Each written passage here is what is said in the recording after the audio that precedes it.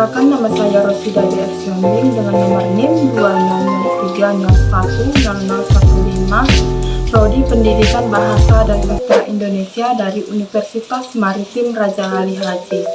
Baiklah, di sini saya akan membuat video pembelajaran dari mata kuliah perencanaan pengajaran. Materi yang saya ambil yaitu tentang teks eksposisi. Sebelumnya di sini saya akan membahas terlebih dahulu kompetensi intinya. Yang pertama, memahami pengetahuan faktual, konseptual, dan prosedural berdasarkan rasa ingin tahunya tentang ilmu pengetahuan, teknologi, seni, budaya terkait fenomena dan kejadian tanpa mata. Yang kedua, mencoba mengolah dan menyaji dalam ranah konteks, menggunakan, mengurai, merangkai, memodifikasi, dan membuat. Dan ranah abstrak, menulis, membaca, menghitung, menggambar, dan mengarang sesuai dengan yang dipelajari di sekolah dan sumber lain yang sama dalam sudut pandang.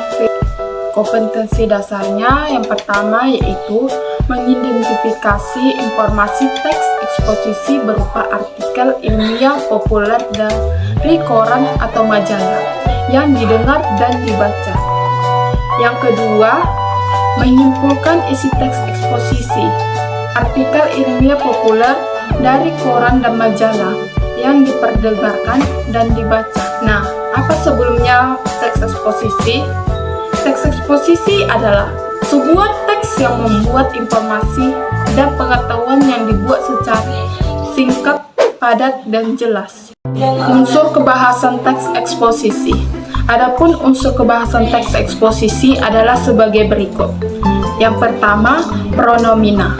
Pronomina dibagi menjadi dua, yaitu satu, pronomina persona atau kata ganti orang terbagi menjadi dua, yaitu pronomina personal tunggal, contohnya ia, dia, anda, kamu, aku, saudaranya, mu, ku, si.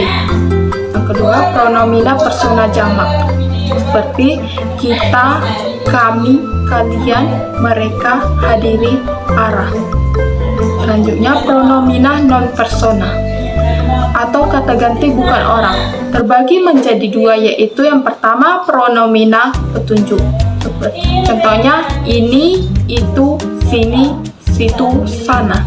Yang kedua, pronomina penanya, apa, mana, siapa. Kedua, konjungsi. Konjungsi disebut juga dengan kata penghubung, yaitu kata yang digunakan untuk tujuan memperkuat argumentasi di dalam teks tersebut. Yang ketiga, kata leksikal. Jenis kata leksikal khususnya pada unsur kebahasan teks eksposisi adalah sebagai berikut. Yang pertama, nomina. Nomina yaitu kata yang digunakan untuk merujuk sebuah benda, baik benda yang bersifat nyata maupun benda bersifat abstrak. Yang kedua, verba. Verba yaitu kata yang digunakan untuk merujuk suatu pergerakan yang dilakukan oleh pelaku seperti perbuatan, kegiatan, atau proses. Verba bukanlah adalah sifat. Yang ketiga, adjektif. Adjektif yaitu kata yang digunakan untuk merujuk pada sebuah sifat ataupun keadaan benda. Benda tersebut meliputi seseorang, binatang, atau benda pada umumnya. Yang keempat, adverbia. Adverbia yaitu kata yang bersifat melengkapi, seperti adverbia adalah keterangan waktu, tempat, suasana, cara, alat, dan lain sebagainya. Adapun ciri-ciri teks eksposisi adalah sebagai berikut. Yang pertama, bersifat menjelaskan. Teks eksposisi bersifat menjelaskan atau menerangkan tentang sesuatu hal yang berkaitan dengan informasi atau pengetahuan yang real atau ilmiah. Yang kedua, berkaitan dan erat dengan ilmu pengetahuan. Karena bersifat menjelaskan, itulah teks eksposisi menjadi teks yang sangat erat kaitannya dengan ilmu pengetahuan, termasuk teks yang hadir dalam bentuk jenis teks eksposisi lainnya. Yang ketiga, cara penyampaian tugas dengan bahasa yang baku. Informasi atau pengetahuan di dalam teks eksposisi ditulis dengan cara penyampaian yang mudah. dan menggunakan bahasa formal atau baku, yang artinya bahasa yang digunakan merupakan bahasa yang resmi. Yang keempat, mengandung fakta. Teks eksposisi dibuat untuk menyampaikan sebuah berita atau pengetahuan yang bersifat fakta. Fakta yang tercantum di dalam teks eksposisi merupakan alat kontribusi dan konfirmasi sebagai sebuah bukti bahwa berita, informasi ataupun pengetahuan yang mencoba untuk disampaikan benar. Yang kelima, isi teks eksposisi bersifat netral. Teks eksposisi mengandung isi yang bersifat netral, artinya apa yang kita sampaikan atau ditulis di teks eksposisi tersebut bersifat umum, tidak memaksa dan tidak memihak kepada apapun dan siapapun. Yang selanjutnya, struktur teks eksposisi. Adapun struktur teks eksposisi yaitu sebagai berikut.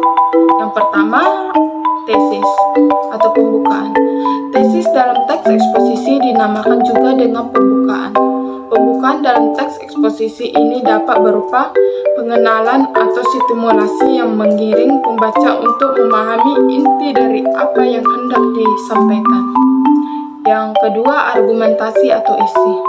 Argumentasi adalah poin paling penting dalam teks eksposisi. Struktur teks eksposisi kedua ini berupa isi atau ide pikiran apa yang ingin disampaikan oleh penulis kepada pembaca. Yang ketiga, penegasan ulang. Di dalam teks eksposisi terdapat penegasan ulang tentang pemaparan inti yang telah disampaikan pada struktur argumentasi pada isi. Nah, di sini ada contoh teks eksposisi yang judulnya Parahnya Masalah Sampah di Indonesia. Indonesia kembali menjadi sorotan dunia terkait masalah sampah yang terus berkembang dan belum dapat teratasi. Melihat perkembangan masalah sampah plastik, agaknya pemerintah memang sudah harus mempercepat perbaikan sistem pengolahannya. Indonesia memiliki populasi pesisir sebagai 187,2 juta yang setiap tahunnya menghasilkan 3,22 juta ton sampah plastik yang tak terkelola dengan baik, sekitar 0,8 sampai 1,29 juta ton dari sampah plastik tersebut diduga mencemari lautan. Data tersebut juga menunjukkan bahwa negara Indonesia merupakan negara dengan jumlah pencemaran plastik ke laut terbesar. Kedua di dunia, China memimpin dengan tingkat pencemaran sampah plastik laut sekitar 1,23 sampai 3,54 juta ton per tahun. Nah, pernyataan pendapatnya itu di bagian Indonesia kembali menjadi sorotan sampai 1.223 sampai 3.053 juta ton per tahun. Nah, di bagian situ pernyataan pendapatnya. Dampak untuk Indonesia tentu saja polusi akan makin meningkat. Kualitas lingkungan hidup sudah tentu akan terancam. Sudah bukan rahasia lagi, Indonesia adalah satu di antara pusat dari ekosistem laut dunia. Perairan Indonesia merupakan rumah dari 76% spesies karang, hutan bakau, dan padang laut. Berbagai spesies perikanan tentu akan terganggu dengan adanya sampah plastik. Selain dampak lingkungan, sampah plastik juga berisiko menopang kegiatan perekonomian Indonesia, sebab berdasarkan buku 1 dari Indonesia menyumbang 9% terhadap produk domestik bruto atau PDB tahun 2014. Adanya polusi perairan tentu saja akan berdampak pada penurunan kinerja pariwisata di Indonesia. Apalagi dunia internasional menilai daya tarik utama pariwisata Indonesia adalah di wilayah pesisir.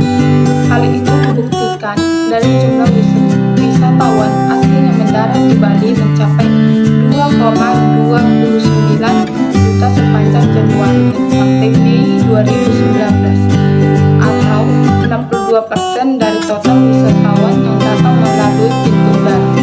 Ketika potensi pariwisata tidak bisa digarap akibat hambatan faktor polusi, laju pertumbuhan